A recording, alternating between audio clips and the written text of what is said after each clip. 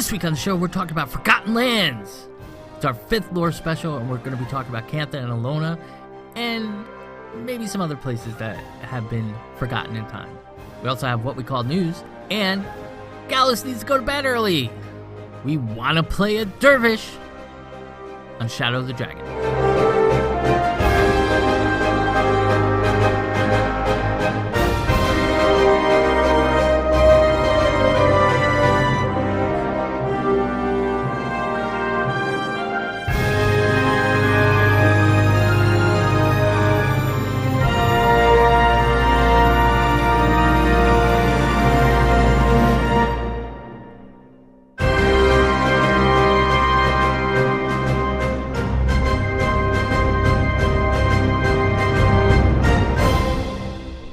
Welcome to Shadow of the Dragon. This is episode number 31. And we're back. It's almost as old as me. It's still older than me. Dang. Nice. So we're back from break. We're going to bust out a little lore special. Ease into things in the new year, 2017. So Gallios. Yes, sir. Jump into this, man. How was your holiday break? My holiday was fabulous. The house was pretty. We had a couple little things out of place, but for the most part, the places where we had the party, because we had everything at our house because it's new, pretty much. Everything was beautiful, and my whole immediate family was here, so all my sisters and brothers. And one brother actually did not make it. Pyro, Pyro. Uh-huh. He didn't make it down because, they just had a baby and everything, and he's like 4 hours away, so he didn't make it down. But everybody else came. My mom, my other brother Scuba was here. Scuba. And he had a great time. He's fixing to get married, so whoever hasn't heard that, Scuba found a wonderful lady. Couldn't be happier for him. And just got his A+ certification, so he was all full of good news. Wow. Yeah. Good man, congrats to him. Yes. So that's my shout out. Seriously, no, everything was wonderful. We had a good time, and then on New Year's, we just kind of took it easy. We stayed home, and we had a couple of friends just come over and watch TV, believe it or not. Mm. And 3 of the 4 of us fell asleep watching a movie. Good man. So I stayed awake. We watched Tombstone. Not Tombstone. The Magnificent Seven, the new movie. The new Magnificent Seven. I just watched that yesterday. I liked it. I can't do Western. It was pretty awesome. It was pretty awesome. You got to watch it. It's pretty awesome. Anyway, that, and been doing a little bit more World v. World in Guild Wars 2. I haven't done much of anything else in there. Kind of got caught up in kills. I switched to my Revenant, and so my kill count has actually gone up. I thought my Ranger was good at killing people, but my Revenant's better. Yeah. So I've been having fun doing that, and I did a little SPVP. I'm 2 for 2, or 2 and 2. You're doing better than me. 2 wins, 2 losses. 2 wins, 2 losses, and then unranked. I don't think I've lost one in unranked. Mm. But that's pretty much it for me. I've been, like I said, having fun in World v. World. For some reason, the last couple of weeks has been a blast. Yeah. Well, I think it's because of who we're fighting. Not that they're bad or anything, but it's not the T1 drama. No, and they actually make it fun though. They make it a game. I like fighting They those play. guys. Yeah, so do I. They play. It's SOS, and right now it's SOS and golly, I forget. Northern Shiver Peaks last time I was. Northern Shiver Peaks, yeah. And they were with other servers. Yep. And they, kudos to you guys, man. They put up a fight. That's what I like. Well, it's not so much that they put up a fight. And I don't want to make it sound like it's not fun to fight Blackgate and the Tier 1 guys, but true. It's a different animal. We're always outnumbered against those guys. I mean, JQ does have our push hours, but if you're playing off peak, against Tier 1, then you're just getting raffle stomped. Yeah, you're getting raffle stomped it's all not over their the fault. place. Yeah, it's not their fault. They're playing the game, so. Right. But it's been a blast lately. I actually saw the guys that Elona and them are with, Mock, in World v World, and Did you stomp we them? fought them. I don't want to embarrass anybody, but yeah, the group I was with, You were with Mance. there right? were about four. Well, there were about 4 or 5 of us. I think Mance was running with I think I was with him that day, but we didn't have like his full his crew. Yeah. The SG crew. But we were just kind of running around. There were about 7 of us and about 7 or 8 of them. So it was even numbers. But yeah, it's been fun and a lot of little skirmishes like that. And we just been having a really good time. Some losses, lots of wins, but some losses too. Yeah. So it's got to be balanced, or then it becomes boring. Yeah. So No, it's true. had a really good time this past week with fighting those 2 servers. Good. All right, Cora, how was your holiday break? Ooh, yeah. People may have seen on Twitter that shortly before Christmas, my grandmother, who made it to 90 years old this year, passed away. Yes, and condolences. Thank you. Yeah, it was sorry to kind hear of it. rough. We saw it coming. We definitely saw it coming. I flew down to see my family for the holidays, and my mom picked me up at the airport, and we went straight to my grandmother's house. And my grandmother had told me months ago that when I came down for the holidays, I was going to stay at her house. So that was fun. But we flew down, drove straight from the airport to my grandma's house, and I got to see her. And I mean, she was still there mentally. So, 100%. Like, she never had dementia. She her mind hadn't faded at the end. So I got to talk to her, and we had a conversation. And just hearing her that one last time saying, "Oh, Mija, I'm so glad you came home for the holidays." It helped getting to talk to her. Yeah. And like I said, I stayed there, and my uncle was there and my aunt. And that night, after we'd all sort of crawled into our beds to try and get some rest, my aunt got up to check on my grandma and then came and told me she passed about 1 a.m. So that was hard. Oh man. And then just shortly after I got back up to the Seattle area, right after New Year's, my mom called to give me the word that my cousin Joey, who is very, very close with my grandmother, had a massive heart attack, and he passed as well. Aw. So this holiday season was a bit more subdued for me. Mm-hmm. Oh man. I can't say it was bad because death is part of life, and if you view it as bad, then you're gonna have a very hard time. Right. So it was life. This holiday season was life. I got looking on the bright side, I got to see my sister and her kids, and that was great. Seeing how much my youngest niece has grown. My eldest niece is a complete bookworm, so I feel like I have done my job in raising her correctly.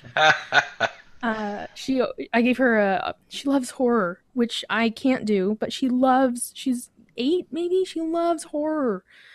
All the scary stories. So I found her a rather large chapter book for an 8-year-old. That's a horror story, and she was so excited because she had seen it in those. Was it the Scholastic Book Fair? I guess they still do that. Mhm. Yeah, They she'd do. seen it and wanted it, and it's she reads way above her age level. So Christmas Eve at my grandma's house, everybody's opening their gifts, kids are playing with toys, and my eldest niece has already curled herself up in a chair and is reading the book. So Very proud of that. cool. Very cool. Yeah, my nephew, he likes reading, but he doesn't like reading fiction. He likes nonfiction. So I got him a bunch of really thick National Geographic books on, the secret language of dogs and like weird and gross animals that you can't believe kind of things. And he was excited about that. So Cool. Yes, my favorites. yeah. So it was, like I said, it was subdued, but I can't say it was bad because I don't feel that it was. Yeah. Well, that's a good outlook, Cora. It is. Good for you. Thank you. It was it was a little rough, but got to see family, and I got to see my grandma one last time and talk with her. So, like I said, Yeah, that's good. I don't feel that it was bad. That's good. That was Yeah, your gift. That was one of your gifts. yeah. And then I think when I got back up here, was it when I got back up here right before I left? I got my Secret Santa gift. The Power Trip Guild, POW, does the guild leader Zorav does organize Secret Santas every year, and you can do in-game Secret Santa, which I did, and you can do real-world Secret Santa as well, which I also did for the second year in a row. So my in-game Secret Santa sent me a couple of exotic weapons, like a pistol and a hammer skin that I didn't have, so I was really excited about that. And then in real world, they they searched me on Twitter and they found my Ravelry account, and Ravelry is like Facebook for knitters and crocheters, and Right. it's full of free patterns. So I love Ravelry. And they looked at what kind of things do I like knitting, and they found me really pretty pink baby alpaca yarn Oh my god. and a lace shawl pattern, and they got me a little like an ornament, but it's like a multicolored rooster chicken that I've hung up on my wall. And I'm trying to think, they got me something else, and I can't recall right now off the top of my head. But yeah, I opened it, and it was like the one gift that I got, like physical gift that I got this year for Christmas. I mean, my parents got me stuff. I say parents. Me and my mom do that thing where I buy myself things that I need, and then I tell her how much it costs. And some of the stuff I give to her, and she puts it in a thing so that I can pull it out of the box and be like, "Thank you, Dad, for the blah blah blah blah." And he nods and he's like, "Yeah, I'm glad you like it." And I'm like, so like I open gifts as old as I am for my father, even though I'm usually the one that bought them for myself. That's So awesome. yeah, so actually getting a gift where like I didn't know what was going to be in the box. um, I don't get that excitement that often. So it was just a lot of fun to have that. So Very cool. I and think that's a great idea for the guild. That's amazing. Kudos to Pal. Yeah. yeah, Zora. I mean, it's a lot of work. She also sends out cards, and I don't even know how many cards she sent out because she does Guild Wars 2 and Black Desert Online. And so she sends out physical Christmas cards, holiday cards to members who sign up that they want them. And so she's licking the envelopes, sealing them, sticking stamps on them, hand addressing them, and Wow, she's you know making me look really bad. yeah, yeah. I'm a lazy guild leader. She is I don't know that that's lazy. I think she's insane. is, is the better way of looking at it. She's insane in a very good way. But yeah, so again, although my card got like rejected for some reason, and so she's like, "Is your address wrong?" And I had to tell her, "No, it's fine," and she had to resend it out to me. So I just got it this past week. Um, but again, it's a lot of fun to get Christmas cards, and online friends are real friends too. Yeah. So Yes, uh, indeed. That's awesome. yeah, and most exciting, guys, in game, I got my winner's presents. Saw Good that. job. Grats on that. Oh my god, I had so much help from I can't so many people helped me with drinks this year. And with everything going on with my family and my grandma, and just me being so low energy, where when I came back, just like I just need time to grieve, and I don't think I can even do anything right now. Um, so many people helped me when I was like, yeah, I'm still this many drinks away, and they're like, here, I'm sending you drinks and sending you drinks and sending you drinks. And that final night when I was just like, I'm trying so hard and I don't know how much I'm gonna get, and somebody sent me the last bit that I needed, and I didn't realize it until like something popped up, and I clicked on it. I'm like, what did I just get? Oh my god, I got the thing! And I immediately equipped it and was just staring at like, oh, look at all the little snowflakes falling around me. I'm so pretty. That's awesome. Yeah. So I don't know what I'm gonna do next Winter's Day. Like I've got my thing. I got mine. Anticlimactic now. Yeah, so maybe they'll come out with a new secret Winter's Day thing that you got to work on. Maybe so. Yeah, so but yeah. And What about then you? I've just been Oh, taking a break. Oh, I'm sorry. I no, was it's gonna say, and then okay. since getting that, I sort of burned out on Guild Wars for a little bit, so I've stepped back to take a little bit of a break Oh. because farming that many drinks, like I'm still hungover. So, but yeah. It could happen. What about you, Gord? Oh, well, my holiday was good. Good. We got a lot of gifts for the house, so that's what we asked for because we have a Mm. lot of projects going on in the house, and that's what our family did. But it's it's this year is my parents and my sister live on the other end of New York, so they're on the western end near Buffalo. So we kind of alternate years with holidays. So this year was my fiance's family, so we spent the day with them. But I still spoke to everyone in my family on Christmas, so that's nice. But so Christmas was good. New Year's was even better. Mm, Yeah, yeah, we had a party at our house, and nice. we were up till 4 in the morning. I was quite inebriated, Ooh. and I won 2 games of Cards Against Humanity, which was awesome because I was the last one in. My fiance was playing. She got tired and didn't want to play anymore, and she had no cards. And I came in and took 5 rounds straight and won because I am epic at Cards Against Epic. Humanity. I have no idea what that is. Cards Against Humanity? Yeah. Oh my God, you have to What? play it. It is. Okay, my I guess. God. It is Guess I need to awesome. look it up now. Yeah. You need to play it, and you also it's best in big groups. Yeah. And well, when there's drinking involved. Well, wait, Allegedly. that's what it is because Gallios has kids. My kids is grown, so I don't have to worry about that. But yeah, it was fun. Oh, and I would have so much trouble with this, I think. Yeah, you would have, Cart See. is a party game for horrible people. Yep. and it is. It is. Wow. It's okay. Fun fact about Cora. So I have a master's degree, and whenever I had to go to the residency twice a year to the campus to do workshops for a week and learn from the mentors, whatever, at night you'd go back to the hotel and you'd all go join in the lobby, and we'd all be playing Cards Against Humanity and drinking till like 2 a.m, and then dragging ourselves off to bed because then we had to be up super early to go to class the next day. So what I learned getting my master's degree was that rum is good and Cards of Humanity is a great game. Yay, education. Yay. All right. I mean, I'm looking at some of the things here. My goodness. Oh yeah. Yeah. Oh yeah. Yeah. Yeah. Let's keep it safe for work. No reason. Yeah. Safe for work. Yeah. All right, so as far as game went, I hit my sodium overload and I rage quit for a good week. I took a week off. I got so frustrated between farming the drinks for my winter's presents. I never really worried about getting the sigils that you need because they were dropping like whatever, and I didn't play much of the PvP mode.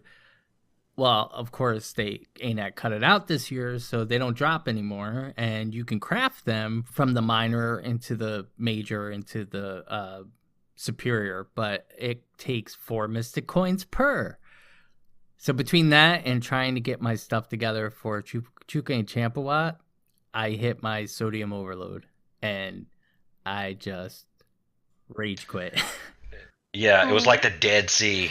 I said to Gallios, I was like, There was much salt I involved. am uninstalling right now. And he's like, no, don't do Oh, that. no. He's like, don't do that. Take a week off. And I did. And I'm glad I did. I stuck with Winter's Day dailies only. I took some time off from Chuka and Champawat because and the thing of it is the process for making Chuka and Champawat is not that bad. It's very different from making the legendaries that I'm used to making. And I didn't look ahead at the recipe like I usually do because I was so comfortable with making legendaries. I didn't realize that the legendary recipe had changed so much for hot masteries, and it is way more expensive to make it. But I took a week off. I haven't really played too much. I played with the guild more, had some fun. And then today, I took the day off. I didn't tell anybody. I just kind of stayed home and I played Guild Wars 2 all day. And I finished my last Heart of Thorns Mastery, so I maxed that out. So I could buy the last of the new Hotch. It was the gift of the new Hotch. But I never bought the gift of gliding. So all I have left to do, I just sucked it up. I spent the money to buy the amalgamated lodestones. I have to farm 4 more crystalline ingots. Not the ingots. It's whatever comes out of the pods in Dragon's Den. I need 4 more of those so I can make the crystalline ingot. I have all my fulgurite, and that's it. So I have to do one event. I have to get my 150 leyline crystals and 150 auric, whatever the auric basin currency is. And I'll be able to get my gift of gliding, and then I will finally be able to craft Chuka and Champawat. And I mean it when I say Eureka!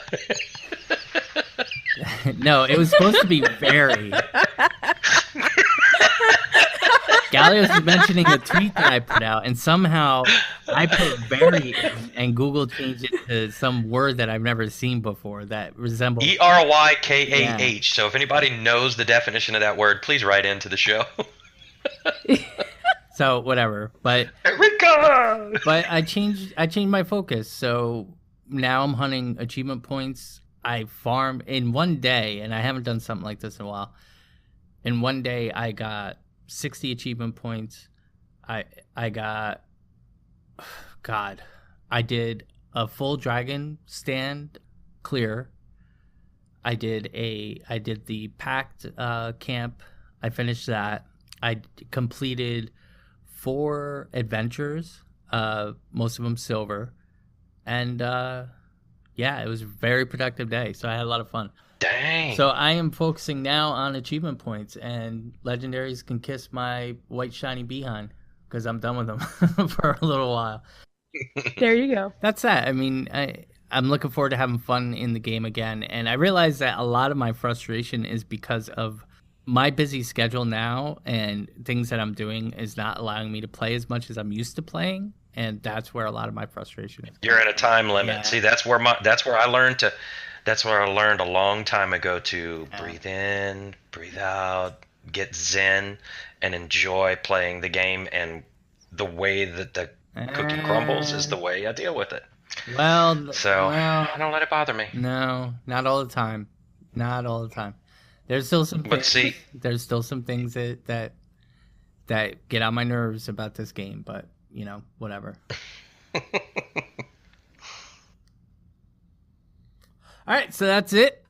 That's our intro. Yep. We're going to wrap this up and take a quick break. We'll be right back with what we call news.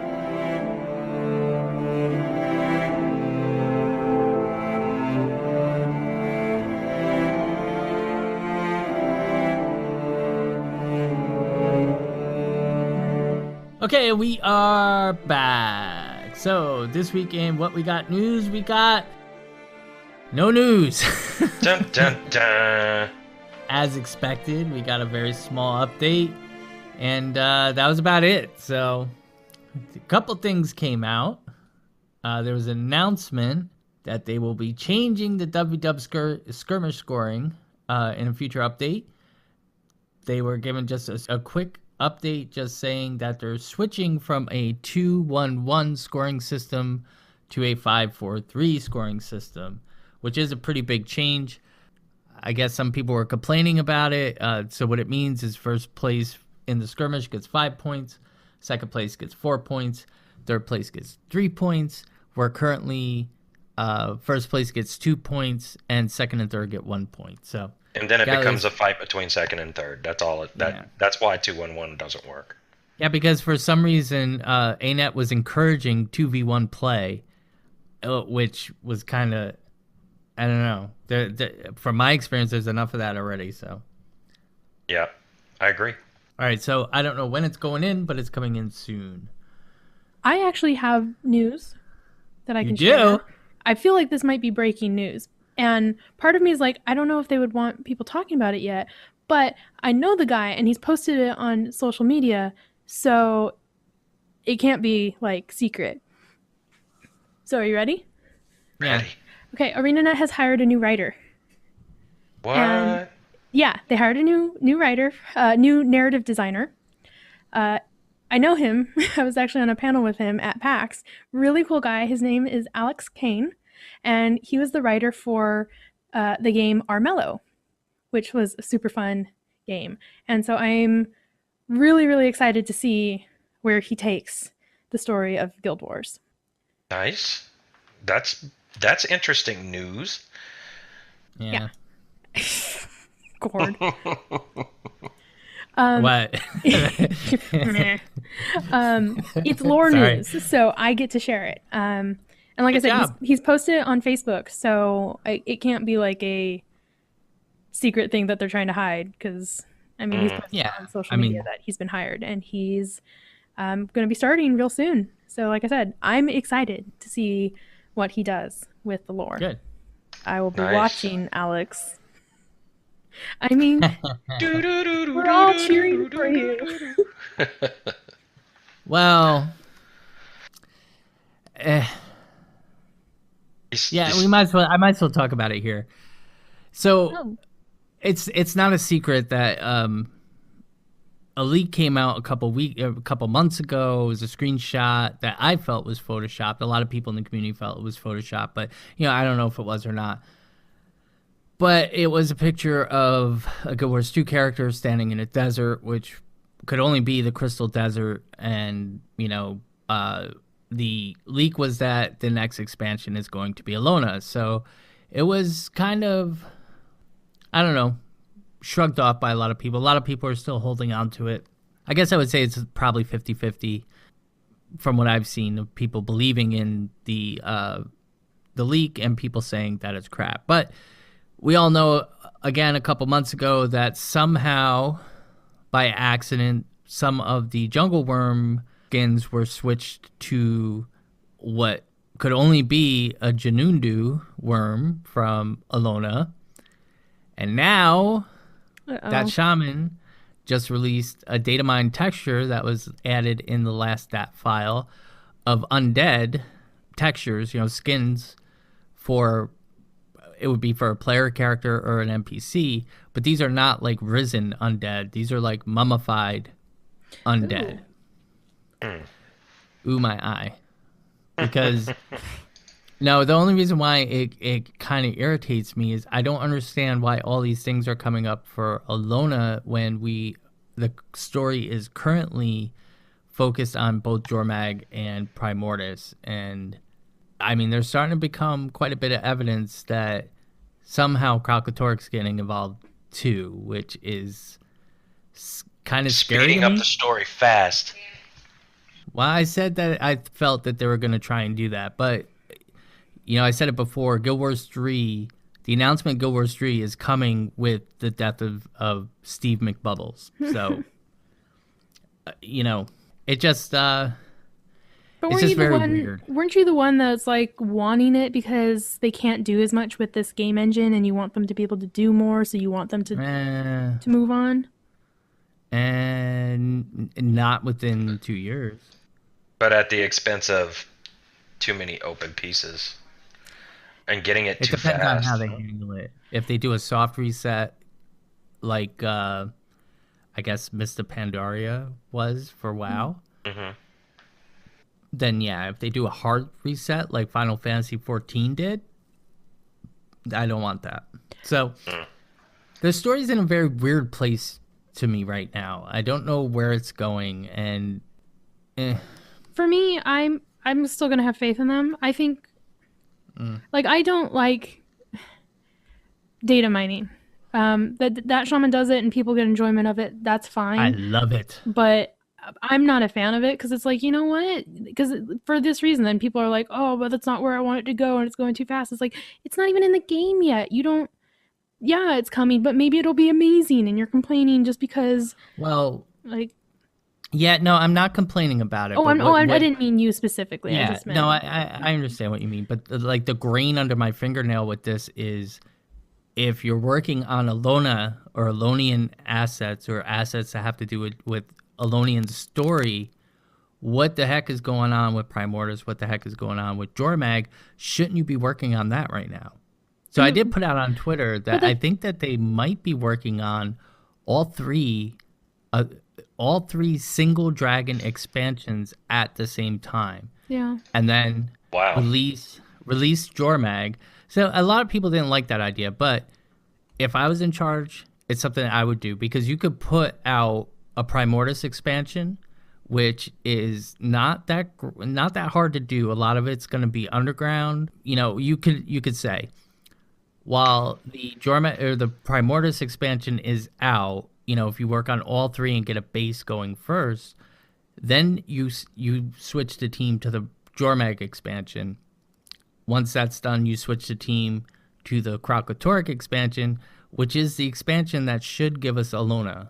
So that's kind of how I'm looking at it. So it could be a good thing, but it might not be. I don't know. It's just a very strange place, and what it all comes down to is we need a roadmap or a state of the game blog post to say, hey, this is what we're doing. This is where we're going. You don't have to give specifics about the game. You don't have to say this is exactly what it is. But there's nothing wrong with saying, yeah, we're working on a 2 Dragon expansion. I don't think they need to do that at all. I do. I They don't. lost a lot of. Well, they have lost a lot of the players' trust. They have broken a lot of promises with the game. They have changed the game But that's from. different. I mean, that's like game mechanics, and yeah, like I'm completely agree with you that they made some promises like, hey, you're gonna have legendaries with Heart of Thorns launch, and that, you know, didn't happen and was a big fumble. So as far as in changing things game mechanics wise, I think on that, yeah, it could be nice to see a little bit more where it's going. But as far as the story, no, I don't want to know where we're going with the dragons No, at all. I yeah. don't want to know if it's going to be one or two or three or all of them or none of them. I don't want to It know doesn't. anything. It doesn't have to be specific to the story.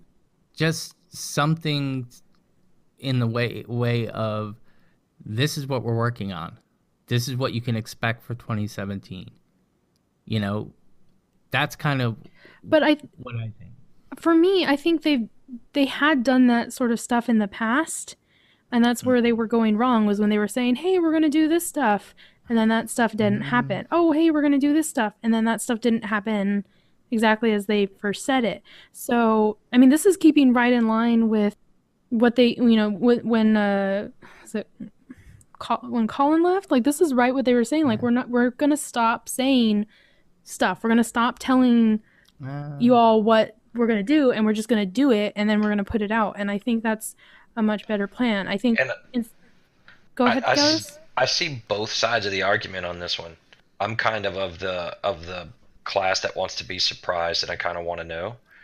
But I also see what Gord is saying in the fact that the expectations started with getting little bits and pieces, hmm and now there's none. So what he's saying is there's a percentage of the population of the community that looks forward to that kind of thing. Um, and it was never. I don't think I remember them ever giving too much to ruin the play Yeah. of the game and the enjoyment of the story. But at the same time, I also see you brought up a good point. It's not a major one for me, but you brought up a good point of like saying, hey, there's going to be the new legendaries, and then all of a sudden they said, hey, we got to put legendaries on hold for a while. So, I get both sides of the story. I mean, both sides of the argument. I get both sides of it. I don't lean really too much in either direction. I would like to hear a little something and say, at least them saying, hey, we're working on an expansion, but we're not going to give out too much information on what's going to be in that expansion. But we're working on the expansion and we have a plan to finish by X day or something like that. Those kinds of things I like because I can get ramped up. We can get the hype train going. We can get people excited about playing again and Well, so on. But that's where they made their mistake. But they didn't meet the expectation. Well, no, they put this vague description out of, oh, look at this great thing that we're working on. This great thing's coming, and then you play it, and it's like, well, it's really not as great as you said it was going to be. That's where they went wrong. Except for the last building it up. Except for the last couple of things they've done. The last couple living story events, yeah. Mm-hmm. But they elected in the last expansion, they elected to work on 50 or more adventures, mini games that nobody plays, in lieu of armor sets, in lieu of making the legendaries. And feasibly, we may not get the second series of legendaries in Heart of Thorns. That could if we have an expansion coming out at year end of 2017, which a lot of people are speculating and expecting, we could only have maybe 10 of the 14 legendaries that they're putting out. So they're either going to have to rush again to finish the Heart of Thorns legendary, and then what does that mean? Does that mean that the next expansion's getting Series 3 of legendaries? You know, they made a lot of bad decisions, and what I'm not looking for, hey, this is the story we're working on, these are the storylines we're going to close in the next expansion.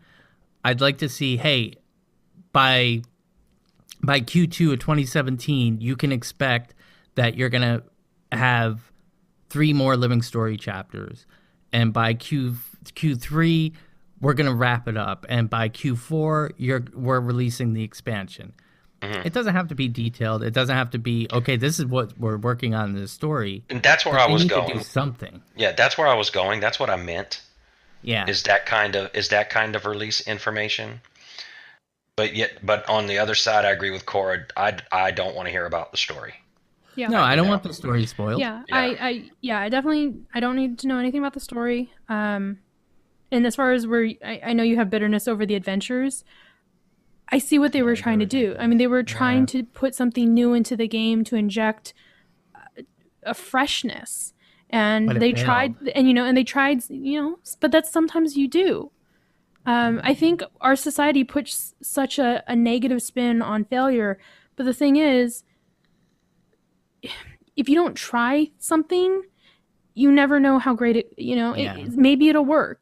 Somebody said like, hey, let's roll out new living free content, once every 2 weeks, and let's try that. And did it work? Not 100%, but it led to the current living stories that we have now that does work. Okay, so somebody said, let's try adventures. We've always wanted to have mini games in the game. Let's try these and see how they work and see, like maybe this will be great. And, maybe in an alternate universe, it is. Unfortunately, in this one, it does fall a little flat. But they tried. And I'm okay with them trying things and it not working out, because it means that there are still new ideas there. There are still people that are innovating. If the next expansion we get is just same old, I'd be very disappointed. You want innovation, and failure sometimes is a mark of a team that is not afraid to innovate. I want innovation in a legendary armor set that reflects the blog post that they put out announcing the legendary armor set, because it doesn't. It's flat. It's not worth the amount of time that you put in. To you and me. Yeah, but to somebody else out there, it's amazing. Well, so I think for us, the problem is that it's just the one armor set. It's one style, and you either like the style or you don't, or But they put that, that's not done yet. And that may, it probably will be done before the next expansion, but there's a possibility that it's not. So one of your main features that you're advertising for the game, one of the main things that you said was going to be in the game, the reward for the raid that is being added to the game was not completed, new armor sets not completed, other things not completed.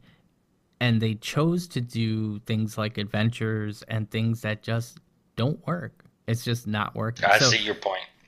I do, and we can talk about this all night, but we're not going to know until the next expansion. Yeah. That's where the lessons learned are going to show. And I do have faith that ArenaNet's going to release a great expansion, but they can't just shun the players. either. You can't just say, no. oh, nope. Nope, we're not going to talk about that. We're going to talk about everything after it releases because we don't want to generate hype like we did before. I agree with.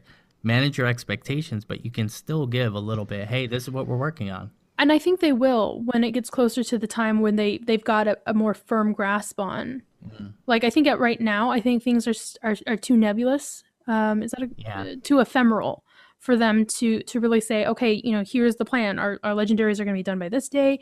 We're going to wrap up, Living Story Season 3 by here, and expansion's going to come out here. Maybe what they're aiming at is expansion by the end of the year, but it's still, things are still very unfinished. So if that's what they're going for, maybe it's going to get pushed, and they don't want to have to say, okay, it's coming out in time for Christmas. Actually, it'll be out for Easter of 2018. Like, you don't want that, because that's just going to make people mad. But after 4 years of developing this game, you have to know what you can accomplish and what you can't accomplish. And if you're making decisions based on, because the whole iterative process that they use is great for the game, but it's also what kills the game, because it's like, okay, well, here's this, but we can make it better, so let's delay things 3 more months so we can make it better. I mean, instead of just having a finite goal. With teams always changing, I mean, it's new people coming in, old people leaving, so you're having to, okay, well, this person worked at this speed. Well, now we've got this new person, and they work at a different speed, and new communication styles. Even teams that have produced games, I mean, look at the game Scalebound, which was, fans were so excited for Scalebound. I wasn't, but fans were so excited for Scalebound. And it's, coming from a reliable studio backed by Microsoft, there should have been no problems. And it just was canceled. So, but see, from my point of view, there's one speed. On projects that I run and projects that I manage, the only speed there is my speed. Period. I give you a date, you're done by that date. Period. And maybe it's not the same. Maybe you can't do that in a video game. I've never managed a video game, but I mean, I'm pretty sure that you can put some hard dates in the ground and say, hey, this has to be done by that. And maybe that's what they're doing. Again, we're not going to see until the new expansion comes out. But as far as the story goes, they've dipped their toe again. And they've opened a bunch of storylines. And where's it going? Well, I'd say for sure they have those hard dates in place, and everybody is striving to meet them. But again, you never know what's going to happen. They could say, hard date, we need to have all voiceover recordings done by this time. And then you get there, and 2 of the voice actors got bronchitis. One of them didn't show. Okay, well, then you got to call in the backups. Or, okay, well, what's the next plan? Okay, well, we can't, this actress who's always done this character can't make it because she has laryngitis. Well, we have to wait for her to heal, and then we're going to have to record. That's going to push off dates. Unexpected things happen. People, developers get sick, and they have to take time off to heal. You don't want to push people to the point of mental breaking. Yeah. No, I agree with that. But I mean, if that's the case, then ANET's got some bad luck. And the thing is, you never know. And as a player, I don't need to know that. I don't need to know, their voice actors got laryngitis. Developer's car broke down and they couldn't make it to work, so that put them behind a day. I agree with that, but also as a player that's paying money through Gem Shop or whatever I purchase through ArenaNet, I expect things. I'm good right now because I have my little mini tasks that I can do in the game, but they're going to run out. And if they run out, and we go into year end, and we have a copy and pasted Halloween, we have a copy and pasted Winter's Day again. I mean, that's hurting the game. So that's all I'm saying. Give us a roadmap. Give us something very high level. It doesn't have to be detailed. With that. And with that. Clearly, the solution then is ArenaNet. You can just hire me, and I'll write you some new Halloween and Winter's Day stuff. There we go. Problem solved. Hallelujah. All right. So next on the docket, we had a very, very, very small patch update that removed Winter's Day and added some gem store items. One of those being an additional 3 shared inventory slots. So now you can carry 16 purchasable shared inventory slots. But I checked on my account because I have one extra from the free shared inventory slot that they gave everybody with the level 80 boost. And I could still buy 3. So that would bring me up to 17 shared inventory slots. And at first I was like, you know what? I'm going to buy them. This is something I use, blah, blah, blah. And then I looked at my inventory slot, and that's bad. That's bad when I start to think. Gallios, what do you think I came up with? What do I think you came up with? Yeah, what do you think my gripe is with the shared inventory slots? Oh, man, you put me on the spot. I was totally zoned out. What did you come up with instead of the inventory slot? All right, I'll make it easy on you, buddy. Please, because I'm lost. I keep going. My brain keeps going back to what you said before. Just give us a keychain. Oh, well, thank you. That's exactly what it is. Is it? Okay, yeah, they need to give us a key ring. I agree with you on that. So looking at the shared inventory slots, we are now up, if everybody got the free shared inventory slot with the level 80 boost that came free to everybody that was a player in the game, you're at 17 shared inventory slots. So I looked at what's in my inventory slots. I have my copper and silver fed salvage-matics.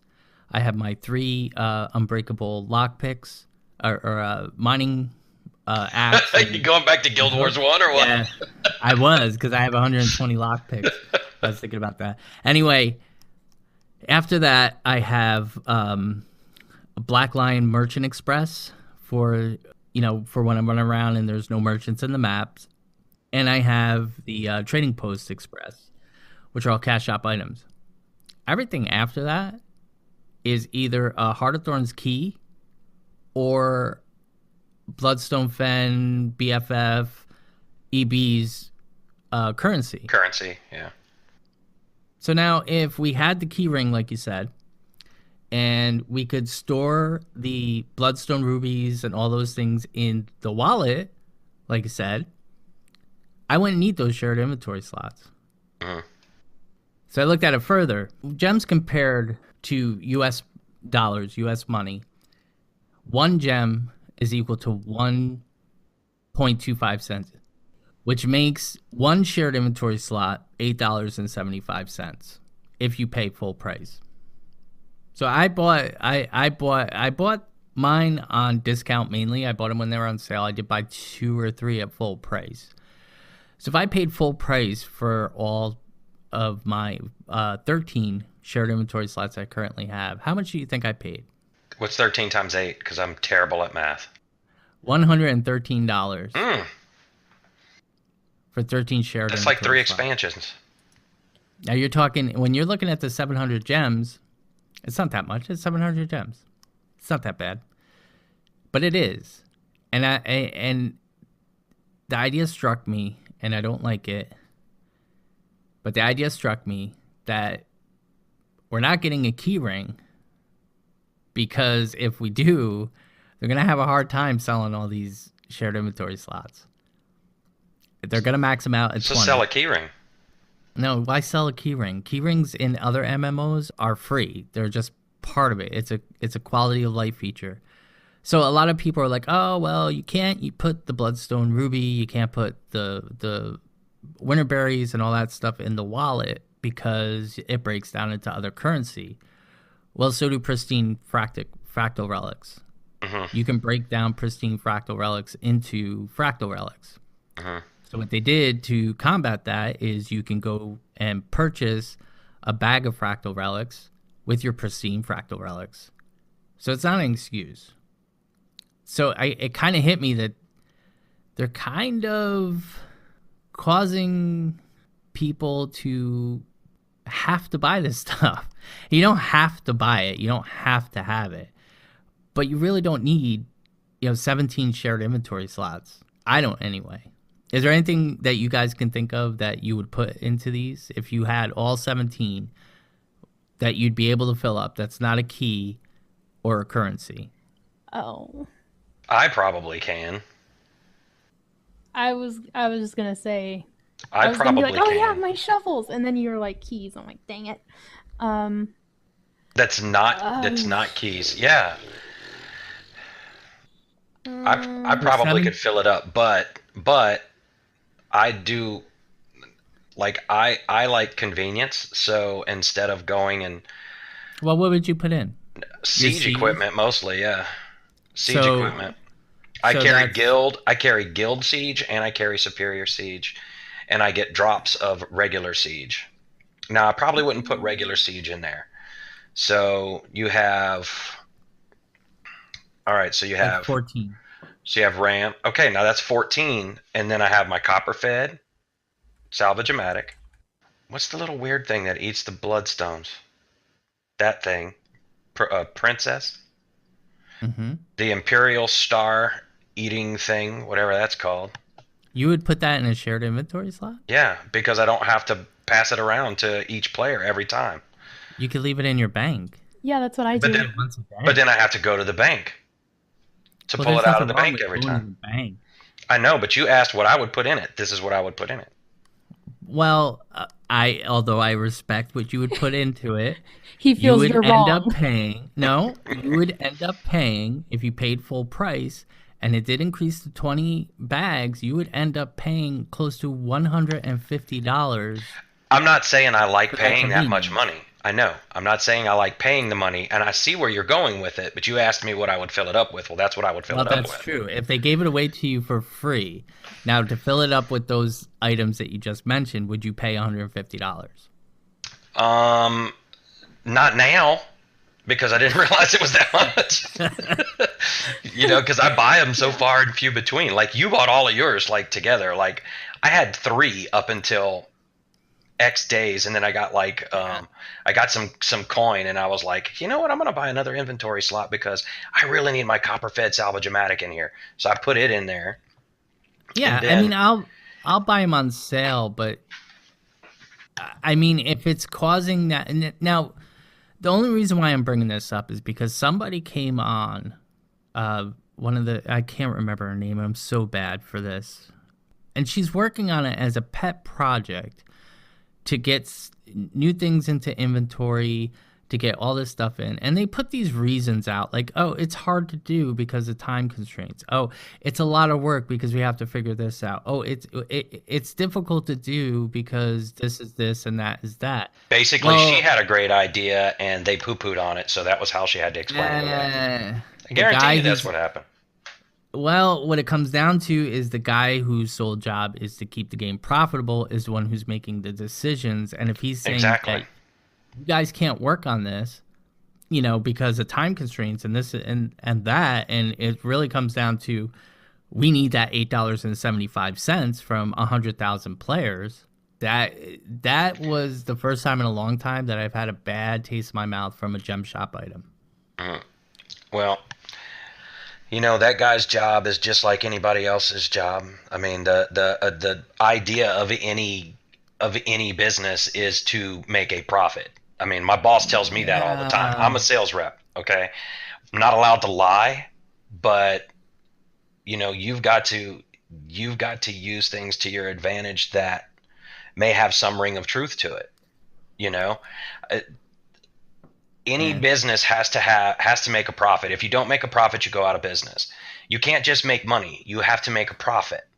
So if you're paying people and you don't exceed what you're paying people to create what you need to create, then you will go out of business anyway. So I understand it from a business aspect. I don't particularly like it for a go to hide behind the fig tree excuse, but it is what it is. I mean, we should be able to see between the lines, which you've apparently already done, is you've seen between the lines.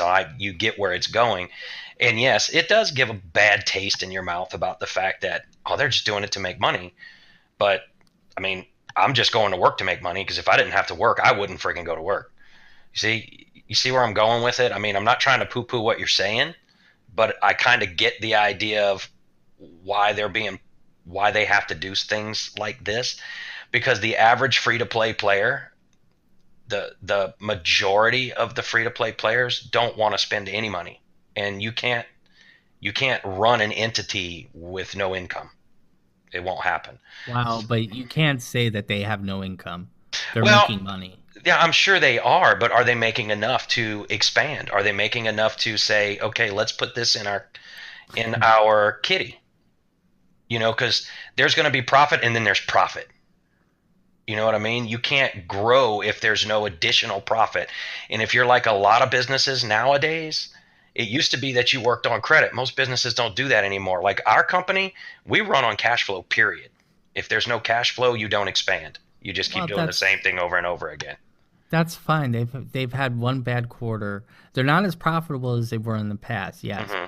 According to however NCSoft figures out the profits, because mm-hmm. that's the only report on the profits that you get. But they're making money.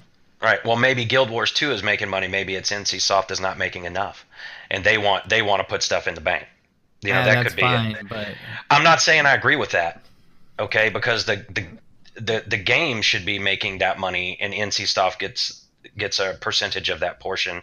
But is that percentage growing? Like, do they want more out of it? You know. So that's going into to fund other stuff. You know, which is not fair to the players in our game. Okay, so at a studio that I was working at, they were making a good amount of money. The money didn't go to the studio; it goes to the main corporation, and then they dole out a little bit back to the studio. So they're like, if the studio got to keep everything that they made, yeah, they'd be able to do some amazing things. But that's not how it works. You get a budget, and you got to stick within that budget. So I mean. We don't know. Guild Wars could be making bank for ArenaNet, but if NCSoft is saying if it's in a profit share, you're only getting this bit, yeah. Here's to sum it up. This is the sum it up, because we're starting to get into waters that are a little bit off topic. Deep and dangerous. If your gem shop is controlling the content that you release, that's bad. That's a mistake. Yeah. Yeah. And that's what it comes down to. If you could talk about profits, I understand business. I understand budgets. I do it at work all day. That's fine. I don't like feeling like the gem shop is starting to control the content that we're getting. Yeah, I think I got to agree with you. That's a good way to put it. Yeah. So that was the only thing on that. And I don't want to poo-poo on it. I do like supporting ANET. I do try and support the game because I do love the game. Right. Guild Wars 2 is the only game that I would pay a subscription for. Right. And it's almost like I would rather them be wide open about it. Kind of go to a SWOTOR billing model. Because there's no reason to have 20 shared inventory slots. And that is the only reason why we're not getting a keyring. Mm. And that's just how I see it. So, I call it how I see it. Yeah. And moving on. Moving on. Gallios wants to go to bed. No long discussions on anything. This has been a long discussion. This is double the discussion time. Yeah. This is where we need to be. But it was good. But it was very good. I actually enjoyed that conversation. I'm just gonna call it how I see it. When I feel like something's really good about the game, I'm gonna call it. But when I see stuff like that, I really hope that the gem shop is not gonna start controlling quality of life updates, because that's just not right. Okay, so now to end it on a positive note. Yeah. There's a new GW2 podcast coming out. Woo! It was recorded last night, I believe. Wednesday night at the time of this recording. And it is called Host of Ascalon, which is a good word to play. And it's hosted by Elona and Hunter and hashtag of GW Reporter fame. So look for that show coming out. I believe it's releasing next week. If they follow the trend that they did with the other shows, then it should release, I think, by this weekend or Monday. I think this is definitely gonna be something separate. I think that they're Elona is experienced, and even Hunter is experienced, but Hunter has taken on the editing role, and there's a lot to learn. I know that from experience. So I don't know what the release dates are or anything. They're kind of keeping it low key and whatever. But I'm glad to hear it because me too. I can't wait to listen. Yeah, just from the Twitter conversations, I can't wait to listen to it. Yeah, all the coverage that GW2 gets is good, and it's good to have different opinions out there and different things to listen to and different perspectives. So I'm excited to see this one. We'll be retweeting any links that they put up once they post the first show, and you better believe that I will be listening, Elona and Hunter and hashtags. Yep. I'm really excited for more female podcasters. So I'm just like, yay, do your thing, girls, ladies, women. I'm so excited. That's it. Okay. All right, so that's going to end the what we call news segment, and got to have a dash of salt. That was more than a dash. Like our friend JT says on Passionate Casual, a dash of salt for flavor. That was more than a dash. So we're going to take a quick break, and we will be right back.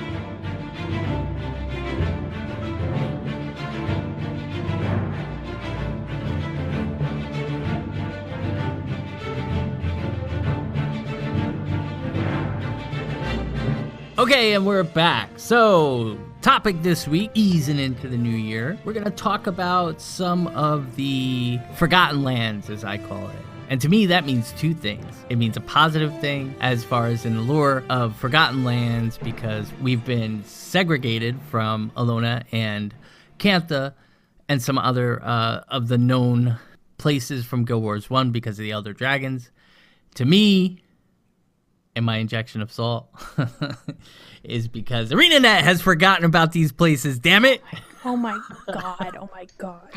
Give us our stuff. It's been 4 years. We know it's out there. It's our stuff. Give us our stuff. It's our stuff. They're my toys and I want to play with it. That's right. You had your turn.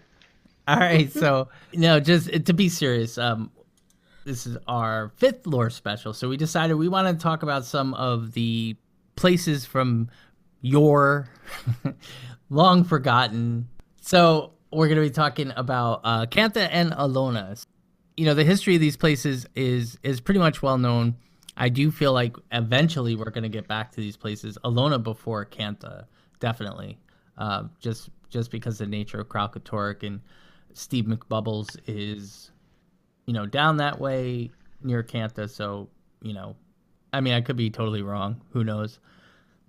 But I believe Steve McBubbles will be last, and so on and so forth. So, which one do we want to start with, guys? We want to start with Cantha, or do we want to start I like Cantha. Let's start with Cantha. I like Cantha. All right. Let's save Elona for the finale. That's what I think. I said Cantha because I think I'm agreeing with you that the next stage is going to be Elona, and I think I want to hear that as a finale. All right. So Cantha, there's not a lot known about Cantha in modern day because we've basically been away from Cantha for the past 250 plus years. A lot of this stuff comes from Guild Wars 1 of what we know. I'm sure that the geography has changed. I'm thinking that there was probably some sort of cataclysmic event down there with the rising of Steve McBubbles, and until that comes in game, that is what I'm going to go with. But what we do know from Cantha in the past, Cantha was also known as the Empire of the Dragon, and it's a vast empire located southwest of Eteria across the unending ocean.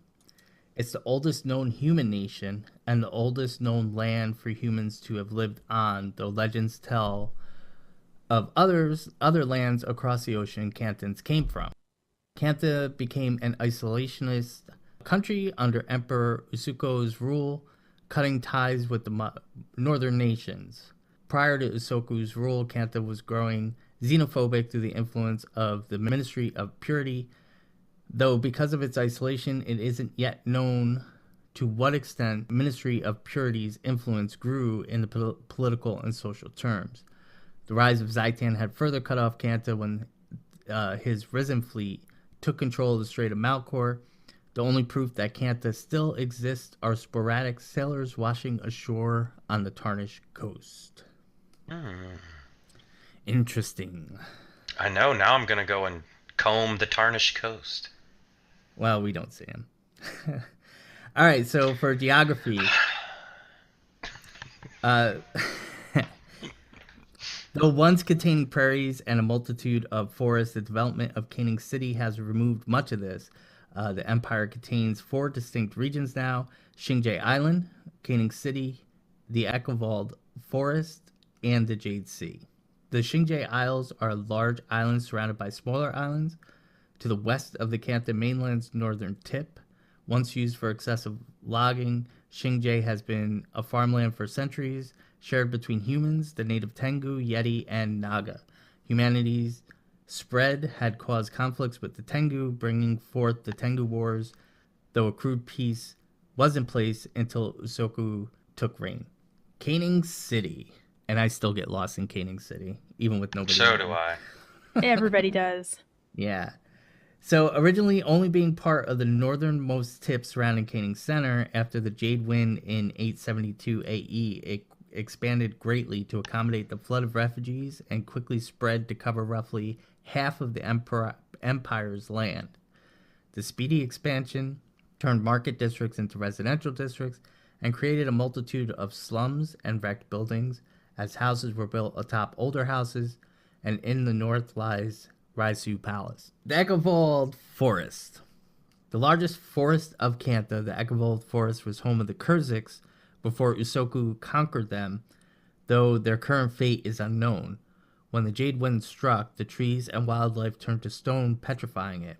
The Kurziks had crafted their homes and citadels from the gargantuan stone trees, though some of the oldest ruins made of true stone are said not to be of Kurzik origin, such as those of Altrum ruins. Since Shiro Takagachi's second defeat in 1072 AE, it is said that the forest had slowly become unpetrified and new plant life could be found. The Jade Sea. Originally a sea of a greenish hue, the Jade Sea was crystallized by the Jade Wind, killing hundreds of Naga and landlocking the nomadic sailors, the Luxons. The now literal Jade Sea became a commodity resource, as the jade it produced was both magical and beautiful, thus being used for weaponry and decoration. Similar to the Eckewald Forest, rumors claim that since Shiro's second defeat, the Jade Sea has been liquefying once more. Which makes me wonder about chunks of jade that have been used for decorative or jewelry or whatever. Yeah. And there's chunks of jade, isn't it in the Priory? Like, are those going to melt too eventually, or because they're so far away? I don't know. I have jade weapon. Yeah. So, I mean, if the jade we know is just water that was magically turned to jade, and rumors are saying it's starting to liquefy, is it starting from this, like a core central point, and like the magic is seeping out, finding all the jade everywhere? Or is it like something has to touch it to liquefy it? Yeah. I think that would make more sense within the lore. Like, there is something within the sea that has happened, a presence or something, and it's spreading out so that only the ocean and things within it and things that touch it return to normal. But jade that we have in the Priory or your weapons, because they haven't touched it, would remain jade. Yep. No, I agree. And I think that they're going to change as much as they need to change. And I'll actually do this when I'm done doing the read here. Okay, so let's get into the history of Cantha. So the oldest records of Canthan activities date back to 786 BE, when humanity first arrived along the northern shores of the continent. In 510 BE, the Canthan tribes united under a single leader, and that was Caning Ta, and established the Empire of the Dragon, with Caning as their emperor. However, Cantha died under mysterious circumstances 46 years later and was succeeded by his ruthless son, Yin Zhou. During Yin's reign, the Luxon and Kurzik tribes united into the two nations and seceded from the empire, only to be forced back with military might as vassal states. This time was also the birth of the hostility between the Luxons and Kurziks that remained for over 1,000 years. After Yin Zhou's reign, Cantha remained fairly isolated in the south, only opening trade with the northern continents in 221 AE, when resources became low for their growing population. In 872 AE, the 26th emperor of Cantha, Angxian, I hope I said that right, was slain by his trusted bodyguard Shiro Takagachi, who was tricked and corrupted by a fortune teller that foresaw his demise at the emperor's hands. Utilizing dark rituals, Shiro Takagachi consumed the emperor's life force and a gift of magic from the gods, twisting it. He was defeated shortly after by 3 champions. In his death wail, he unleashed the magic he absorbed all at once, petrifying the surrounding area and all life within it, an event now known as the Jade Wind. 200 years later, Shiro Takagachi's spirit returned as an envoy, seeking to become living once more. His search through Cantha's places of knowledge caused the appearance of a horrible plague that turned victims into violent, bloated creatures called the Afflicted. During his pursuit, he abused his powers as an envoy, and instead of guiding souls to the afterlife, he forced them into serving him as Shiroken. Shiro was eventually defeated, and the united forces of Cantha, including the warring Kurziks and Luxons, as well as the dragon Kunvang. However, he had already succeeded in his plans to return to a mortal by slaying Master Togo, half-brother to Emperor Kisu, and using his blood in a ritual. Upon his second defeat, Shiro was turned into a jade statue and his soul sent to the realm of torment for punishment. Following these events, a new ministry was formed. The Ministry of Purity set out to do what other celestial ministries would not, to cleanse Cantha of the afflicted, crime, and all other hostilities. Their leader became corrupt with power, however, and was slain, but the Ministry of Purity remained and continued to lead the way to a more peaceful life. The Ministry of Purity paved the path for Cantha's mentality of increasing xenophobia. This mentality culminated in 1127 AE when Kisu's successor, Emperor Usoku, raised the Cantha military by spending millions in gold and conquering the still warring vassal states of the Luxons and Kurz, forcing them to fully into the empire once more. With this done, he drove out all non-humans and closed the borders to Cantha. Said to be tyrannical and fierce, those who disagreed with Emperor Usoku left their homeland and sought refuge in Elona and Tyria. When Zaitan caused ore to rise and spread its naval army, any ship attempting to sail in nearby seas were sunk. This caused Cantha to be completely and fully isolated, and all refugees, including the Zunlai Guild, had heard nothing from their homeland. The only evidence that Cantha still exists is when sporadic sailors are washed ashore on the Tarnished coast. A globe found in the Chantry of Secrets shows Cantha altered from its state 250 years prior. So far it is not known what is going on in Cantha or who the actual emperor is, but it is hinted that maybe the Zephyrites managed to reach this land and trade with their locals. So some notes. The book Winds of Change, found in the Durman Hall, suggests that there were no elder dragons in Cantha, at least prior to the rise of Zaitan, when contact was lost with Cantha and Tyria. And then some trivia. In Gord's factions, Cantha was inspired by a blend of different East Asian cultures. At one point, Divinity's Reach contained a Canton district similar to the Asen Quarter. The district was removed late in development and was replaced with an arts district that became the Great Collapse. Map artist Josh Foreman has said that a lot of the development team would like to return to Cantha and encourages interested players to ask for a future Canton region. Yes, please. Yeah. So anyway, I think as we've discussed before, it's pretty well known that Cantha was removed because of some geopolitical issues, and I really feel that the entire continent of Cantha is going to be changed, including the destruction of Canaan City, which was very Asian, I guess would be the right word. Yeah. Yes. I think what it needs, I mean, within lore, that would make sense for why it got destroyed, would be like a great fire. Most big cities within history have had great fires. Yeah. San Francisco, New York, London, Chicago.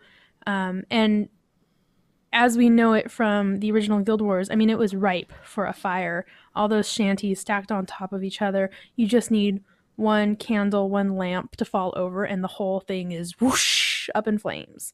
And then you can build a new pretty city on top of it. Yep. I agree. And I think that's what they're going to do. They're going to change what they need to change in order to bring it back in the game. And that's why I speculate that Elona will come first, because they basically have to redesign all of Cantha as compared to Elona being pretty standalone. All right. So I get to talk about Elona, which is great because I love Elona more than Cantha. Sorry, Cantha. I think partially because I actually played the expansions out of order. I played Nightfall first, and then I played Factions. Oh! I know, right? Horror of horrors. Oh my God. Yeah, so sad. But so I get to talk about Elona, which I love because it was also, I like it more because it's prettier, and I like pretty things. So yeah, I don't. Elona. All right. Yeah, yeah. I like pretty things, and it's pretty. Elona, also known as the Land of the Golden Sun, is a continent southeast of Tyria. Once one of the 4 northern human kingdoms, the other 3 being in Tyria the continent, not Tyria the planet, that's where it gets a little confusing. It has since been divided into 3 provinces, Istan, Korna, and Vabi, and has fallen to the undead lich Palo Ajoko. Palo's leadership turned Elona into a nation of both living and undead without contact to the northern nations. The last contact was made 50 years ago when the last of the Elonans fled Palawa's reign. Elona is part of the same supercontinent as Tyria, connected via the Crystal Desert. Though before the Exodus, the 2 continents were connected by the Crystal Sea. And that's the exodus of the gods, the human gods. So the northern borders of Elona are plagued by Zaitan's risen minions, causing a war between the 2 undead nations. Combined with Kralkatork's presence in the Crystal Desert, it's prevented all communication with Elona except for the Order of Whispers, who somehow has an unknown means of traveling between the 2 continents. And if we talk about geography, we have no idea how much it's changed in the last few years. It does heavily resemble Africa and the Mediterranean from our world. It's divided into 5 main regions. I'm going to say the first one completely wrong because there's a D next to a Z, and that is not something that normally happens in English. Dazlana maybe? It lies along the northern edge of Elona. It was never settled or heavily explored by humanity and is pretty much the home to harpies and Hecate, which are frogs, but not friendly frogs. So I think we have Hecate in Guild Wars 2, but yeah, so Hecate are there as well. Mean Hecate. Then there's Istan, which is an island lying to the southwest of the main continent, and it's among the first places that humans colonized.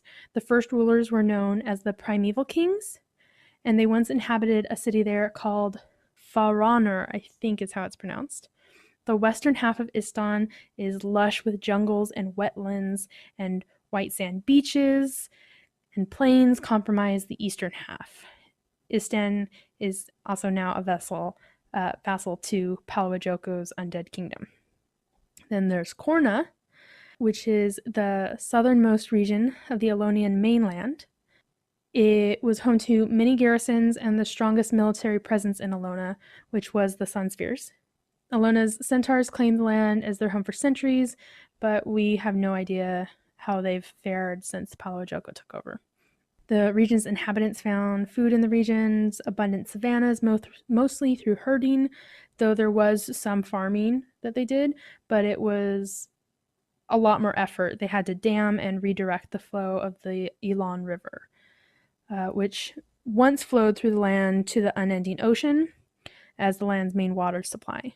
But again, it was diverted north after Palo Joko's return, and so now the region has fallen to famine and only gets water when he allows it, like something out of Mad Max Fury Road. And we have the desolation. When Abaddon fell at the mouth of torment, sulfurous sand spread, slowly corrupting the surrounding land, not unlike what we've seen the Elder Dragons do to Tyria. So the deadly wasteland became known as the Desolation. And the Primal Kings expanded their reach there before it fell completely, and they built tombs to their royalty, the biggest site among them being called the Dynastic Tombs. The Desolation became home to Palo Joko, who utilized the sulfurous sands as a natural barrier to protect his bone palace from his living enemies, as anybody who's alive dies within seconds in the sands. From there, he was able to launch his conquests in the past, his first conquest and then his second one of the Elonan continent. And when he dammed the Elon River again, it began to flow instead through the Desolation and the Crystal Desert. So portions of that land did become fertile and verdant again. So finally, we have Vabi, which is situated between the Desolation and Deslana. And Vabi is the northernmost province of Elona. The province boasted ornate and lavish architecture, fashion, and decor in its settled areas before Palo Joko's return. Outside of the protection of the high bastion walls, the dangerous wildlands of Vabi were home to Harpy and Hecate raiders. And it was once ruled by clan marshals called princes, who gained their power through basically being the richest people around. Vabi was never military focused. Instead, they looked towards cultural and advancements in various forms of art. Before being dammed, the Elon River originated from north of Vabi, which was the first province to fall to Palo Joko's invasion. So now we're going to talk about history. The earliest known records of Elona is in 205 BE, that's before Exodus, when humans arrived along the southern shores and northern valleys of the continent. Within 5 years, humans had established the primeval dynasty situated in, I'm going to say it wrong again, Fa-Ranur. And the reign of the primal kings, again, these were the first human rulers in Elona, extended from Istan to Vabi, and after its creation into the northern reaches of the Crystal Desert. They even built a colony in Kryta that we may be a little bit familiar with because it turned into Lion's Arch. So the final rulers of the primeval dynasty were two queens, Nahala and Dahala, who jointly ruled Elona. And in the Nightfall expansion pack in Guild Wars, you could actually see the monuments to Nahala and Dahala. They were the heads of them placed out on, not their actual heads, but these giant head monuments, very Egyptian in style. They remind me a lot of Nefertiti's busts. And they were out on these islands, and you can see them. I think they might have been loading screens even. And shortly after the monuments were erected, one of my favorite pieces of lore that we never saw in game and I think would make an amazing fractal somehow was the Scarab Plague. It hit, and the queens were actually blamed for the plague. I'm not sure why, but why not? And the primeval dynasty, which had lasted for about 650 years, ended because the plague swept through and it killed off the royal family. So 4 years after the plague began, Istin was abandoned, and a man by the name of Admun Kolos took the throne and began the second dynasty of Elona, called the Great Dynasty. Istin was isolated for 8 years until settlers returned and blocked off the source of the plague, which was the city Fa-Ranur. And the new dynasty only lasted 31 years, though, and it brought forth one of Elona's bloodiest times. It was actually that time period was referred to as the Shattered Dynasty because it was consumed by the Pretender Wars.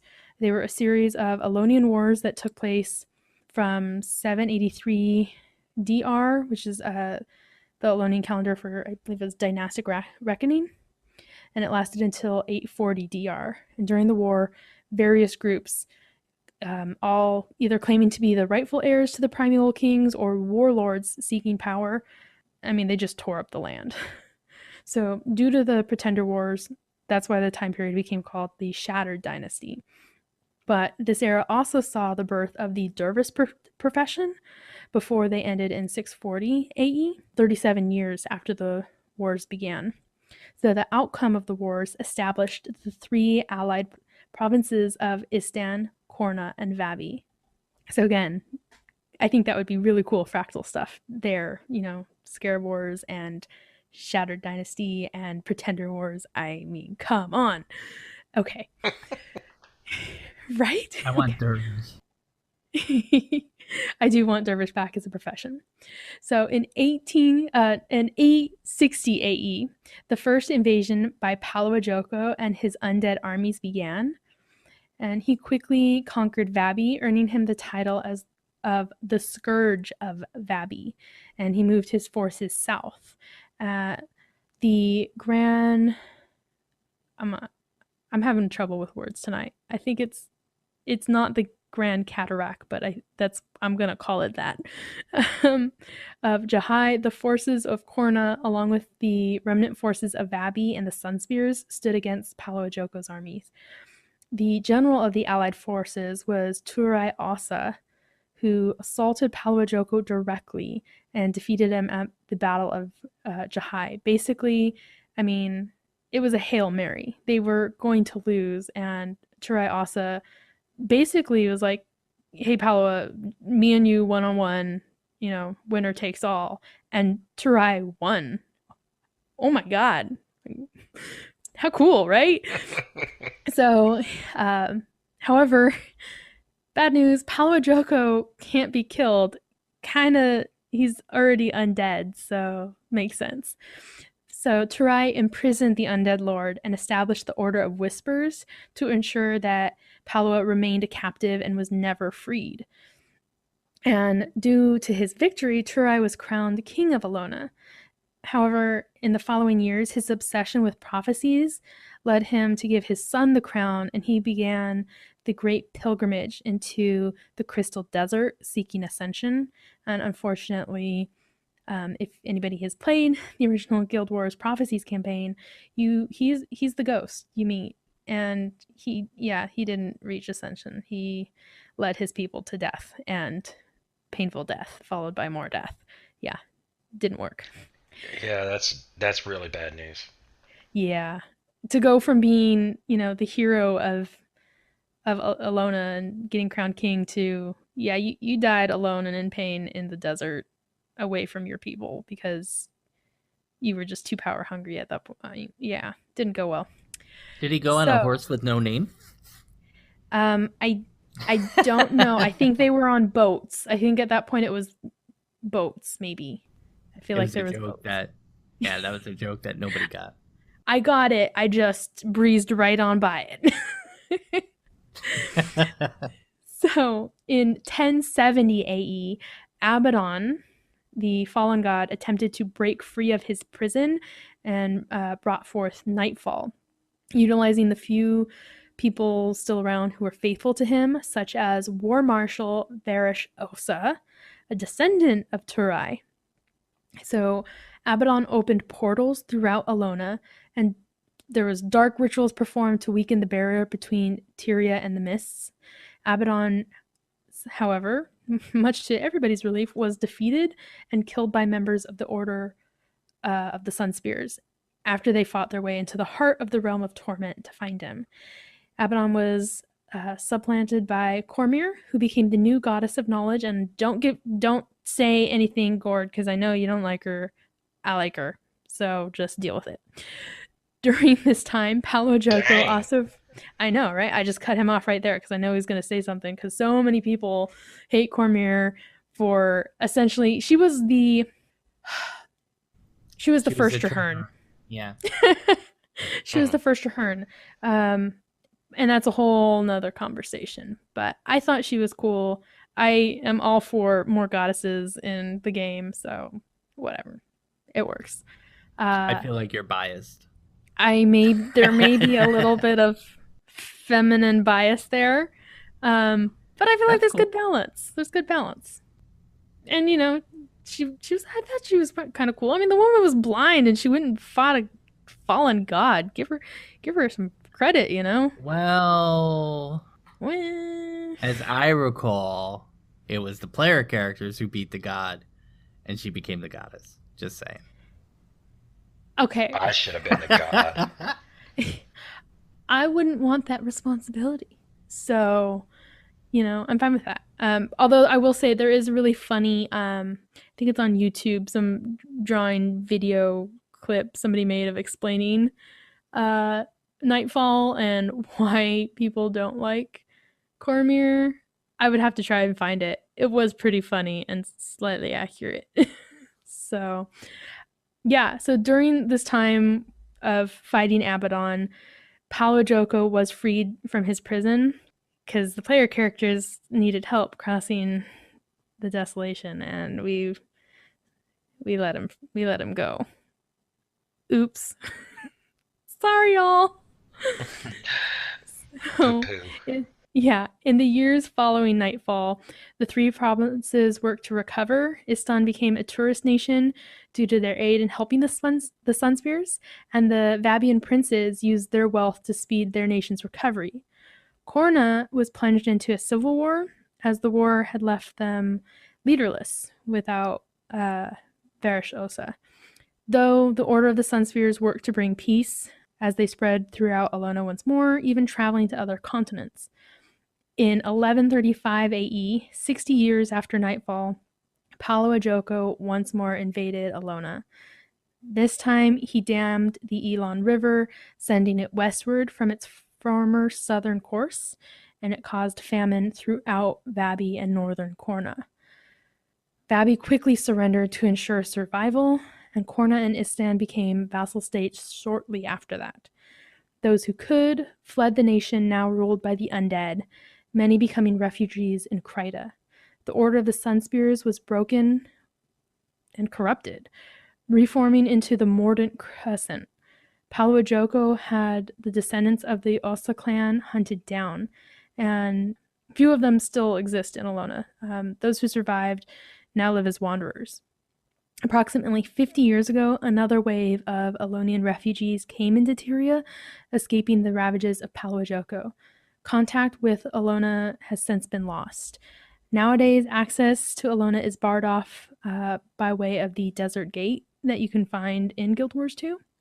And it's the primary land route into the Crystal Desert, but was sealed by Queen Jenna's order due to, quote, dark events in the desert, which are unknown to the gate's guards. Only the Order of Whispers has knowledge of how to travel to Elona in modern times. Yeah, it was not good. But if we're heading there sometime soon, I am hoping after we solve at some point, whether, this next expansion or years down the line, or Guild Wars 3, I don't care. I just want to go and I want to beat Paolo Joco. I want to beat him. I want to beat him. Yeah. And I want to be a dervish again. All right. The end. And just so you know, nobody could see it. And just so you know, I really didn't mind Cormyr that much. Okay. Just that saying. much. Disclaimer. I wasn't sure. I felt like I'd heard you before say that you weren't happy with her, and I could just feel a Gord snarky snort somewhere in there. So I was just like, I'm just gonna cut him off at the pass. Well, he doesn't snarky snort anymore. He just says, well. No, I didn't have a problem with Cormyr replacing Abaddon. I thought that was actually pretty cool. She did start to wear on me at the end of the story. That was it. But yeah, I mean, but other than that, I enjoyed the Nightfall story. but I'm not a big fan of like desert landscapes. I felt like there was enough of that, and I felt like the majority of Nightfall, the Nightfall and Elona that we saw was in desert, and I just was like, ugh. But other than that, I did enjoy Elona and Nightfall, and I really think that we have a better chance of getting Elona back because Cantha is going to have to be completely redesigned. And probably, like you said, they're going to bring some advisors on when they do it, and I just feel like that's why the story is going to go there last. So, Yeah. For political reasons. I mean, that's also why I feel like we're not getting Elona in the next expansion. It's very likely that we'll go into the Crystal Desert, but I don't think we're going to be in Elona, you know, as far as Istin and Vabi anytime soon. Yeah. I have no idea. Like I said, I just really want to beat Palo Joko, and I think having a fractal set sometime within the Scarab Plague or That would the be cool. yeah, or the what was as I knock things off of my desk, the Pretender Wars. Well, that was the main reason why I wanted Evan Nashblade to win that vote as well, because I wanted that Abaddon. I wanted the Abaddon fractal more than I wanted the Dharma whatever. Domino. Thermonova that's reactor. I mean, who cares how it blew up? And then they just blamed it on Scarlet anyway. So I mean, I'm happy because it's still lore. it is So, lore, yeah. But I would much rather have an Abaddon lore. Well, you know, maybe they've got it still in the back burner. Yeah, I mean, no, they do. if they put it out there that like, hey, which one do you want? You know, they've got something for it. They've got the idea. It's just, you know, when are they going to pull it out and put new fractals in? Yeah, but that's the biggest reason why the new Living Story content is so well loved, because it touches on so much of the old Guild Wars 1 lore. So Yes. Yeah. it's Yeah. always a win. Guild Wars 1 was so good. It was. All right, We so the really last need- bit.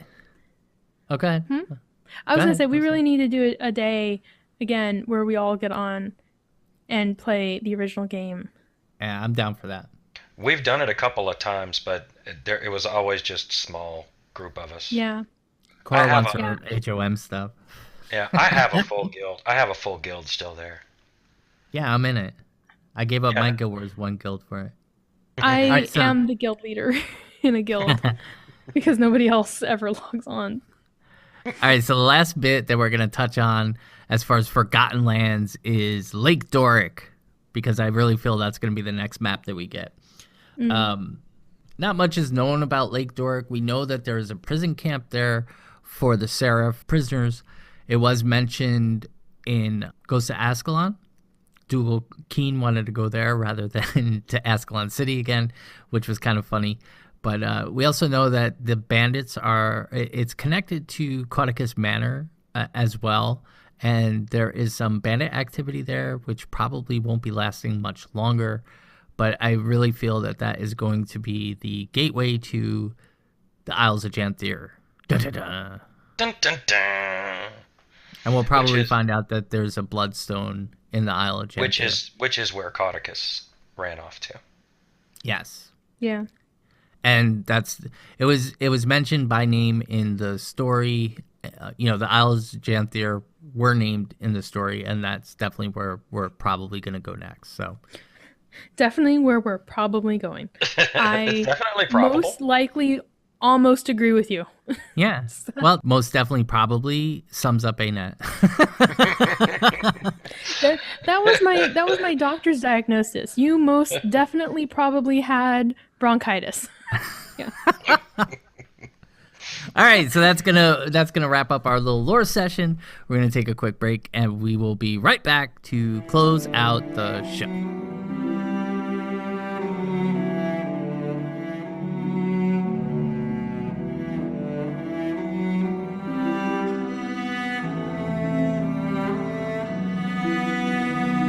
Okay, and we are back.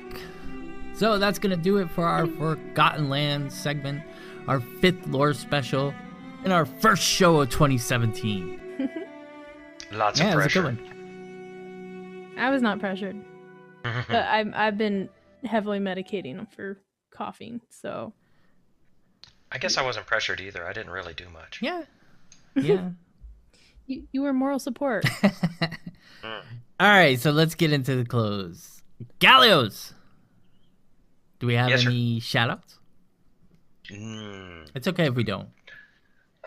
You know, I don't really have any shout-outs from iTunes or I mean, that's the only one I check because that's the only one I have access to. No ratings, no anything this week for that. I do want to say shout out to Romo real quick for coming into our server so that he could play some World v World with us. I thought that was pretty cool. So looking forward to a little bit of our tried, true, tested Guild Wars 2 players. Nice. Along with Romo. That's going to be fun. Nice.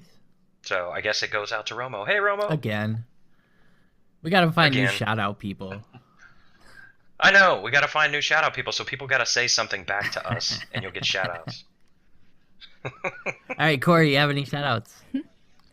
I do. As I said at the start of the show, I got my Winter's Day present mostly because I had so much help from people gifting me gifts and gifting me drinks that, I mean, there's no way I can thank all of them because I just got so much help this year. With as stressful as my holidays was, it helped me feel better. You know, reassuring the kindness of others and all of that.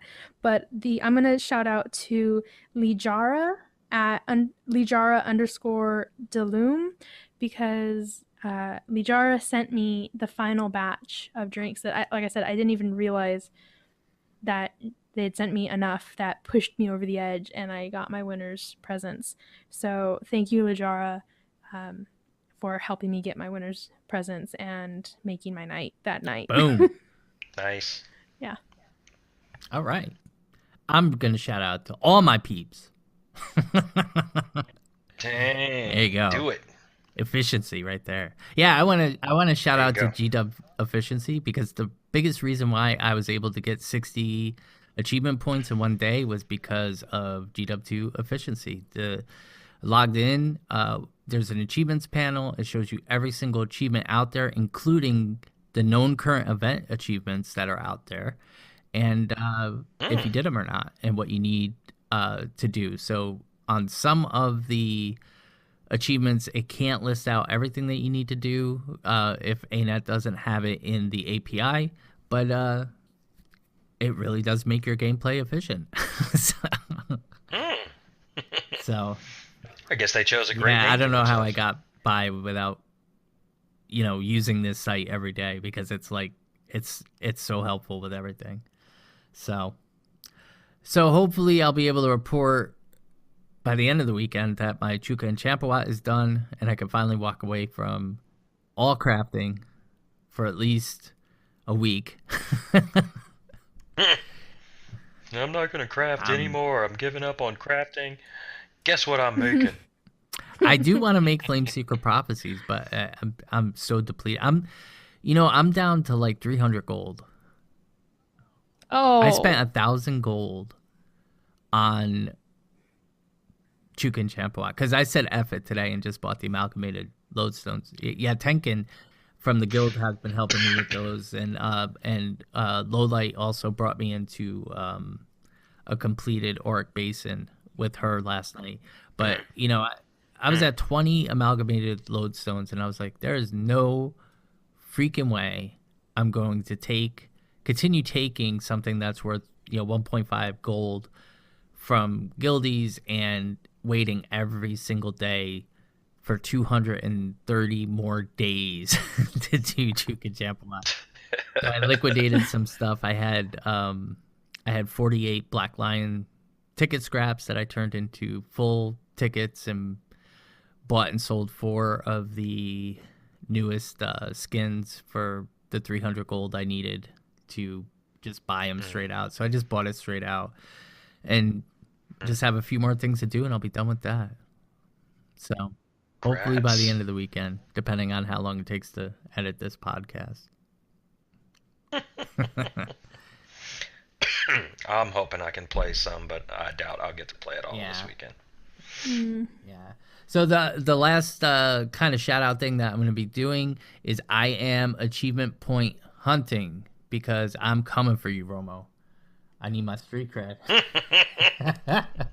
So I need my street cred.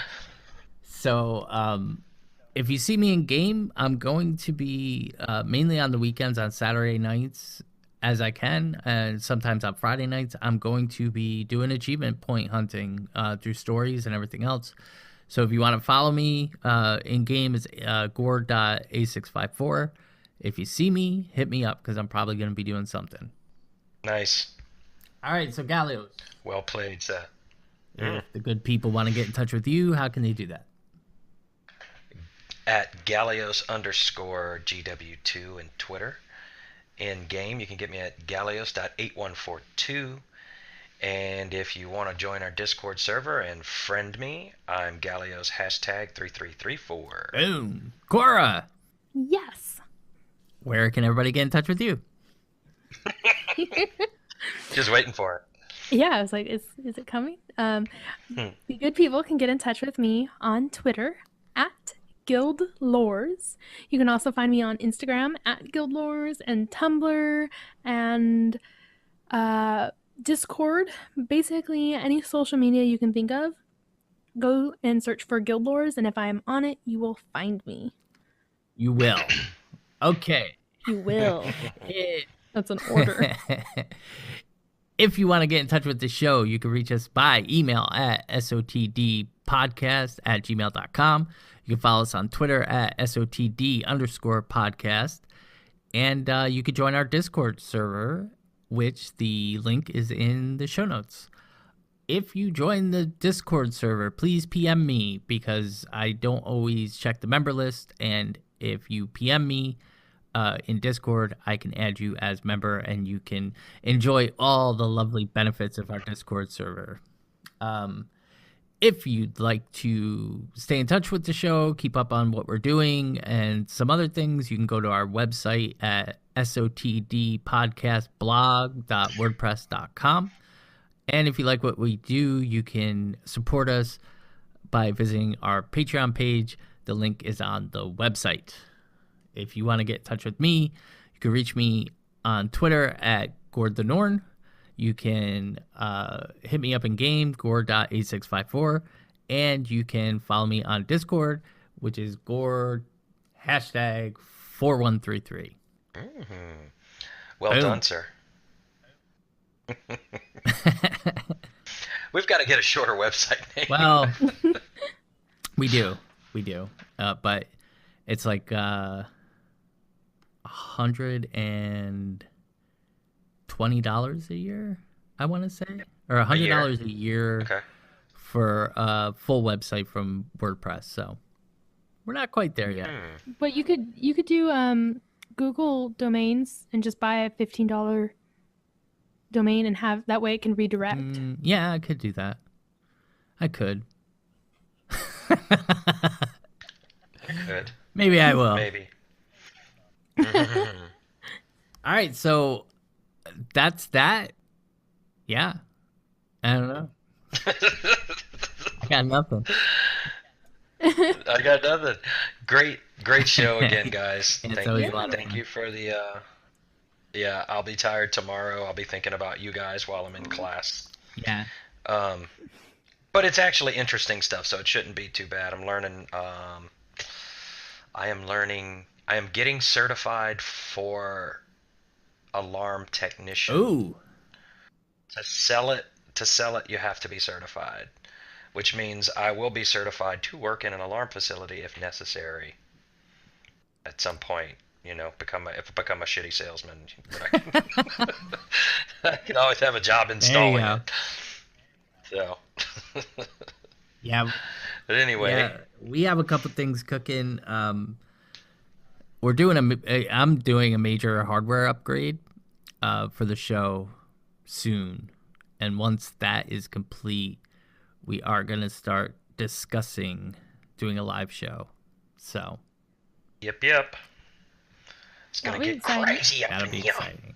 Oh. Yeah. They'll hear all. They're gonna hear our You bloopers. hear how many times Cora really cusses. Not that much. I'm gonna have It's to not get that I'm much. teasing. gonna have to get dressed now. Jeez. Gallios is gonna have to put on pants. Gord had to put on pants Well, tonight. I had pants on. Good God. I just had to put my beautiful, lovely sweatpants on that hug my body and make me feel so good. They make you feel special. There's special massaging fibers inside. No, they're my sweatpants. Oh, it's creepy Gallios again. Somebody get me out Listen, of here. everybody's got a pair of sweatpants that they want to be buried in, you know? I'm wearing I'm mine. wearing Mine mine. have my school on them. I am still in my jeans from the show Oh. today. Not the show, what you call it, class No way. No, Yeah. I get home from work and immediately I have to change. Get off, take off the underwear bra, put on the sports bra, put on the sweatpants or the yoga pants, put on my comfy sweater, and just lounge. Yeah. Hmm. Yeah. All right, so with that, we're going to say good night, people. Good night, night, people. everyone. See you in 2 weeks. Thanks for listening. We'll see you next show.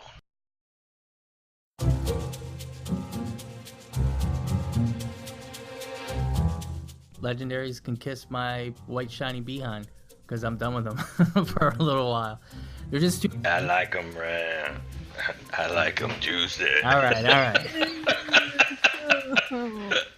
That needs I'm to sorry. be cut out. I'm sorry. That came from Madagascar. If y'all hadn't seen that, Madagascar too. Girl, Okay, you it's a kids' huge. movie. Yeah, Girl, you huge. that's really that makes it much better that came from a kids movie. I'm not gonna lie, I'm still disturbed. Like what the crap? Okay, so you can cut this out. Blooper reel for next year.